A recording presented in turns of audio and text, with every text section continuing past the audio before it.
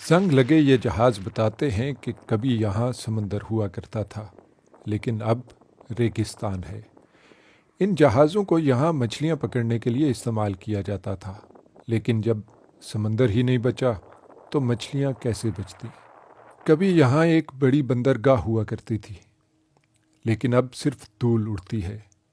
یہ کہانی ہے دنیا کی چوتھی سب سے بڑی جھیل کے دم توڑ جانے کی، جسے دنیا بحیرہ ارال یا بحیرہ خوارزم کے نام سے جانتی ہے۔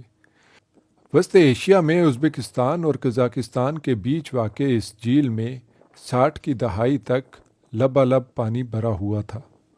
اس کا رقبہ 68,000 مربع کلومیٹر تھا، لیکن حالیہ برسوں میں یہ سمندر نما جھیل اس قدر خشک ہوئی کہ اب اس میں صرف 10% ہی پانی رہ گیا ہے۔ یہاں ازبکستان کے علاقے موناک میں اس قدرتی آفت کو شدت سے محسوس کیا جا سکتا ہے۔ ویسے تو ازبکستان کا 80% علاقہ ریگستان پر ہی مبنی ہے، لیکن مسلسل خشک سالی کے سبب ریگستان پھیلتا چلا جا رہا ہے۔ اس علاقے میں تو حالات زیادہ ہی گمبھیر ہیں۔ بحیرہ خوارزم کا پانی خشک ہو گیا اور پیچھے نمکین ریت کی سطح باقی رہ گئی۔ جب تیز ہوا چلتی ہے تو یہ نمکین ریت نہ صرف قریبی آبادیوں کو متاثر کرتی ہے، بلکہ اس کے ذرات ایشیا میں جاپان اور یورپ میں اسکینڈینیویا کے ممالک تک پہنچ جاتے ہیں۔ ازبکستان کی کارا کلپاک یونیورسٹی کے طالب علموں کو امید ہے کہ وہ شجر کاری کے ذریعے صورتحال تبدیل کر سکتے ہیں۔ ہمارا مقصد موناک علاقے میں ماحولیاتی صورتحال بہتر بنانا ہے۔ اس مقصد کے لیے ہم کافی محنت کر رہے ہیں۔ صدر شوکت میر زیاریف اس علاقے میں بہتری کے لیے کسی بھی منصوبے کے حامی ہیں۔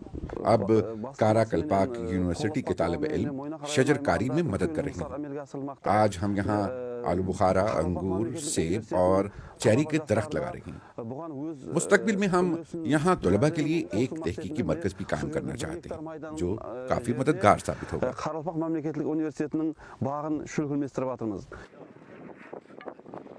جن دریاؤں کا پانی کبھی بحیرہ خوارزم میں گرتا تھا، سوویت دور میں ان کا راستہ بنجر علاقوں کی جانب موڑ دیا گیا تاکہ وہاں کپاس کی کاشتکاری ممکن بنائی جا سکے، لیکن اب اس فیصلے کی قیمت چکانا پڑ رہی ہے۔ جب جھیل غائب ہونے لگی تو لوگ بھی اس علاقے سے نقل مکانی کرنے لگے، کیونکہ پانی ختم ہونے کے باعث انہیں معاشی بدحالی کے ساتھ ساتھ صحت کے مسائل کا بھی سامنا کرنا پڑ رہا تھا۔ ناسا کے مطابق 60 کی دہائی میں ارال جھیل میں برف پگھلنے اور بارشوں کے باعث 50 کیوبک کلومیٹر تازہ پانی آیا کرتا تھا، لیکن سن 1980 تک آتے آتے یہ مقدار صفر رہ گئی۔ ارال جھیل میں موجود نمک اور کیمیائی مادوں کو پھیلنے سے روکنے کا بنیادی حل اس خطے میں درختوں کا لگانا بہت ضروری ہو گیا ہے، اور خشک جھیل کی سطح پر موجود نمکین ریت کی حالت کو بھی بہتر بنانا بہت ضروری ہے۔ اس جھیل میں پانی اس قدر کم ہو چکا ہے کہ اس کا علاقہ موناک شہر سے درجنوں کلومیٹر دوری پر ہے۔ شہر میں بھی اب چند ہزار لوگ ہی آباد رہ گئے ہیں۔ جس قدر پانی سوکھتا جائے گا، ریگستان اتنا ہی پھیلتا چلا جائے گا۔